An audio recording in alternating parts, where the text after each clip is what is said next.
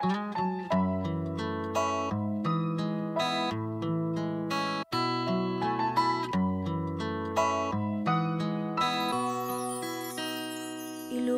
man tayo ng bagong pagsubok, mga puso natin di mapapagod.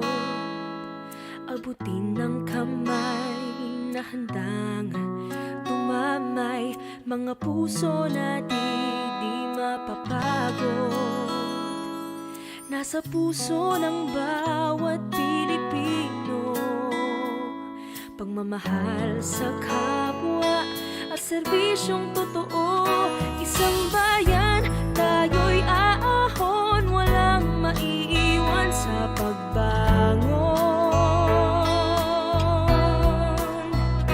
Isang lakas, isang pag